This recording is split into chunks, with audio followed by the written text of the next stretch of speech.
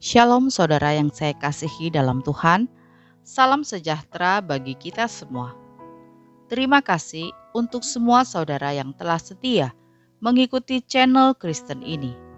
Teruslah dukung channel ini agar dapat menjadi berkat bagi banyak orang. Sebelum lanjut video ini, jangan lupa untuk menekan tombol like, subscribe, dan komen, serta tekan tanda lonceng agar saudara mendapat pemberitahuan video-video terbaru dari channel Kristen ini. Selamat mengikuti doa. Mari sebelum kita mendengarkan firman Tuhan, kita bersatu hati, kita berdoa. Bapa di surga, Bapa yang kami panggil di dalam nama Tuhan Yesus Kristus, kami bersyukur buat hari ini. Kalau kami ada sebagaimana kami ada, semua karena anugerah-Mu. Saat ini Tuhan, kembali lagi kami datang di hadapan-Mu. Kami akan mendengarkan dan merenungkan firman Tuhan. Berkatilah kami, berikanlah kami hikmat-Mu, agar kami boleh mengerti setiap firman yang akan kami dengar. Di dalam nama Tuhan Yesus kami berdoa. Amin. Renungan firman Tuhan hari ini berjudul Pentingnya Kebijaksanaan Ilahi. Ayat bacaan firman Tuhan terambil dalam Amsal 1 ayat 5-7.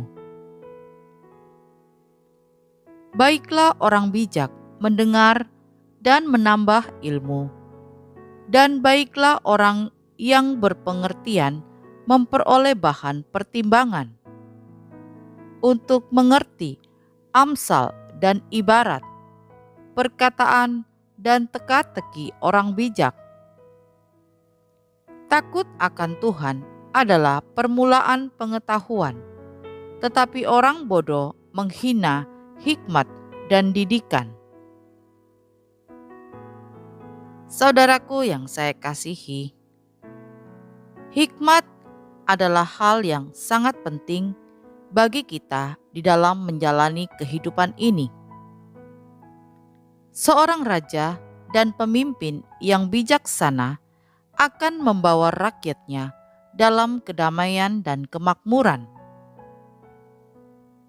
Tetapi pemimpin yang tidak bijaksana akan menghancurkan semua yang mengikutinya. Hikmat, kebijaksanaan diperlukan dalam segala hal dan segala perkara di bumi ini. Orang bijak akan mendengarkan. Orang bebal tidak mau mendengarkan. Orang yang berpengertian dapat menimbang dengan bijak. Orang yang bodoh tidak punya pertimbangan dan akan jatuh dalam jerat. Untuk memahami apa yang menjadi rahasia dan kebijakan ilahi, dibutuhkan hikmat dari Tuhan. Hikmat berbeda dengan orang pandai. Orang pandai bisa saja tingkah lakunya tidak berhikmat. Hikmat berbicara soal ketepatan. Kita akan membaca dalam 1 Korintus 2 ayat 6-16. Demikian bunyi firman Tuhan. Judul perikop, hikmat yang benar. Sungguh pun demikian, kami memberitakan hikmat di kalangan mereka yang telah matang, yaitu hikmat yang bukan dari dunia ini, dan yang bukan dari penguasa-penguasa dunia ini, yaitu penguasa-penguasa yang akan ditiadakan. Tetapi yang kami beritakan ialah hikmat Allah yang tersembunyi dan rahasia, yang sebelum dunia dijadikan, telah disediakan Allah bagi kemuliaan kita. Tidak ada dari penguasa dunia ini yang mengenalnya. Sebab kalau sekiranya mereka mengenalnya, mereka tidak menyalibkan Tuhan yang mulia. Tetapi seperti ada tertulis, apa yang tidak pernah dilihat oleh mata dan tidak pernah didengar oleh telinga dan yang tidak pernah timbul di dalam hati manusia, semua yang disediakan Allah untuk mereka yang mengasihi Dia. Karena kepada kita Allah telah menyatakannya oleh Roh. Sebab Roh menyelidiki segala sesuatu, bahkan hal-hal yang tersembunyi dalam diri Allah. Siapa gerangan di antara manusia yang tahu apa yang terdapat di dalam diri manusia selain roh manusia sendiri yang ada di dalam dia? Demikian pula lah, tidak ada orang yang tahu apa yang terdapat di dalam diri Allah selain roh Allah. Kita tidak menerima roh dunia, tetapi roh yang berasal dari Allah, supaya kita tahu apa yang dikaruniakan Allah kepada kita, dan karena kami menafsirkan hal-hal rohani kepada mereka yang mempunyai roh, kami berkata-kata tentang karunia-karunia Allah dengan perkataan yang bukan diajarkan kepada kami oleh hikmat manusia, tetapi oleh Roh.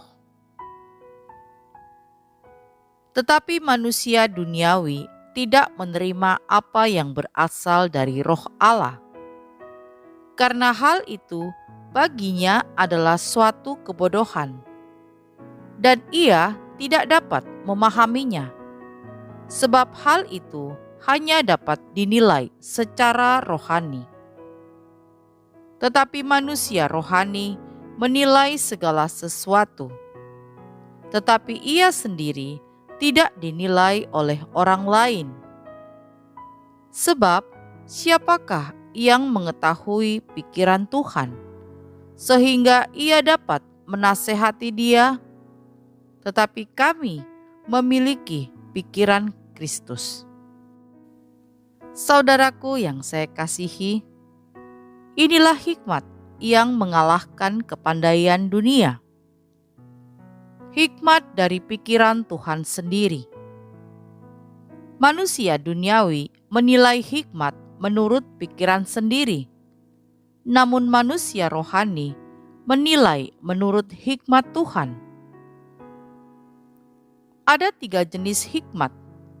Yang pertama, hikmat dari Tuhan. Yang kedua, hikmat manusia.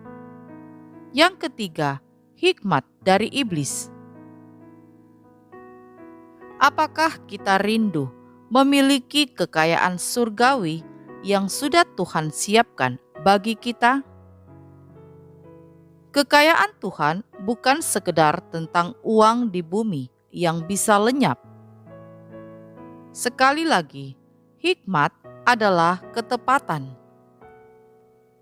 Banyak orang dengan hikmat manusia bisa berhasil dan kaya di mata dunia, tapi belum tentu ia kaya di mata Tuhan. Ada orang-orang yang memakai hikmat dari iblis untuk menjadikannya berhasil dan sukses dalam hidup, tetapi iblis tidak akan pernah benar-benar menolong kita. Dia sedang menipu Anda. Jangan bersekutu dalam hikmat dan perbuatan-perbuatan iblis, karena kita akan disebut sebagai penyembah iblis. Iblislah yang jadi bapa kita, dan kita sedang tersesat dan binasa. Amsal 1 ayat 8. Hai anakku, dengarkanlah didikan ayahmu, dan jangan menyia-nyiakan ajaran ibumu. Orang yang belum merasakan kegagalan sendiri cenderung akan susah diperingatkan. Mereka memilih jalan kegagalan daripada taat pada peringatan. Apakah saudara seperti itu? Memiliki orang-orang yang masih bisa menasehati dan membimbing kita adalah sebuah anugerah Bapa. Bayangkan hidup kita tanpa orang-orang yang seperti itu. Betapa bebasnya kita melakukan segalanya, dan kita tidak sadar jalan kita sudah tersesat begitu jauh dari rencana Tuhan. Apakah kita pernah merindukan seorang ayah, seorang ibu, bahkan para pemimpin rohani yang mendoakan dan membangun rumah rohani bagi kita adalah merupakan ayah dan ibu kita? Tapi mengapa kita sering tidak mempercayai mereka, tidak mendoakan dan mendukung mereka, dan malah menjadi marah apabila kita diingatkan? Setiap anak memiliki sisi pemberontakan di masa-masa tertentu dalam hidupnya.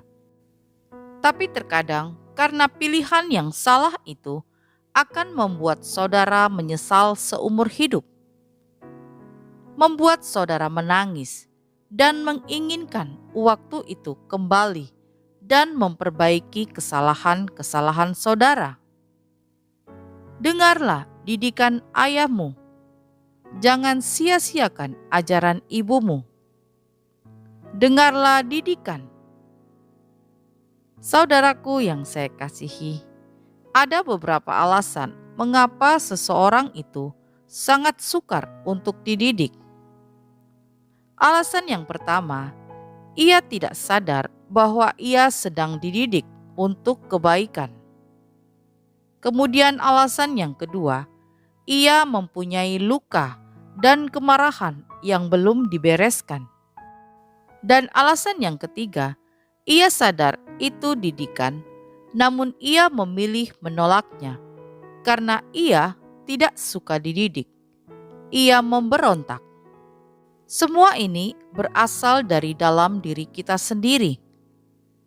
Ini pilihan saudara dan saya. Apakah saudara mau mendengar dan tidak menyia-nyiakan ajaran para pemimpin kita, ayah ibu kita? Ataukah kita merasa kita cukup berhikmat dan pandai untuk memilih jalan-jalan kita sendiri? Mari saudara, kita berdoa agar Tuhan memulihkan hati kita untuk siap mendengar didikan dan melakukannya dengan rela dan sukacita. Didikan tidak selalu menyenangkan. Seringkali didikan selalu menyakitkan. Didikan Tuhan membuat kita sadar akan dosa kita, menelanjangi kemunafikan kita. Didikan Tuhan menampar kesombongan kita, merobek jiwa kita, dan menyayat hati kita. Apakah saudara siap menerima didikan? Didikan manusia terbatas untuk ukuran manusia, sedangkan didikan Tuhan lewat orang-orang yang dipilihnya adalah untuk kebaikan kita menurut ukuran Tuhan. Saudaraku yang saya kasihi, doakanlah para pemimpin saudara, ayah, ibu rohani ataupun jasmani. Doakan orang-orang yang telah menginvestasikan doa dan air matanya, hidupnya untuk melihat pertumbuhan kita. Tidak ada sukacita lebih besar bagi para pemimpin rohani selain melihat anak-anaknya hidup dalam iman dan kebenaran. Memang tidak ada figur yang sempurna di bumi ini, namun kita bisa melihat buah karakter dan buah ilahi yang nampak dari kehidupan sehari-hari mereka. Banyak orang menjadi kepahitan dengan sebutan hamba Tuhan hanya karena melihat banyaknya pendeta-pendeta yang jatuh dan diekspos di media massa. Hikmat, dengarkanlah hikmat dan didikan. Penyesalan akan selalu datang terakhir. Saat kita sudah jatuh dan terpuruk, janganlah terlambat. Jangan keraskan hati selama masih ada teguran Tuhan buat hidupmu. Jangan berjalan dalam hikmat manusia. Jangan mengikuti jalan-jalan orang fasik dan penjahat yang jauh dari kasih Tuhan. Jangan mencari hikmat dari penguasa kegelapan untuk memberi engkau jawaban atas permasalahanmu. Carilah Tuhan, carilah sumber hikmat itu. Carilah Yesus yang dapat memberikan kita hikmat baru dari surga. Dan jangan memberontak jika kita diperingatkannya lewat para hamba-hamba Tuhan, lewat orang-orang yang ada di sekitar kita. Tuhan menjagai kita dengan memberi kita keluarga jasmani, keluarga rohani, ayah dan ibu yang menjaga dan mendoakan kita. Amin. Kita berdoa. Bapa di surga, terima kasih untuk firman Tuhan hari ini. Firman Tuhan yang telah mengajar kami betapa pentingnya hikmat Tuhan bagi kami. Berikanlah kami hikmat-Mu ya Tuhan, agar kami mengerti apa yang menjadi kehendak-Mu bagi kami. Berikanlah kami kerendahan hati untuk dapat menerima didikan dan teguran dari siapapun yang Tuhan pakai untuk mengingatkan kami dan mengajar kami. Kami percaya ketika kami mau dididik dan kami mau mendengar nasihat orang lain, maka di sanalah kami akan mendapatkan hikmat Tuhan. Terima kasih Tuhan untuk firman-Mu. Meteraikanlah firman-Mu dalam hati kami. Di dalam nama Tuhan Yesus kami sudah berdoa dan mengucap syukur. Haleluya. Amin. Puji Tuhan, kita sudah berdoa malam hari ini. Saya percaya kita sudah diberkati. Sampai berjumpa kembali dalam doa kita besok. Selamat malam, selamat beristirahat. Tuhan Yesus memberkati.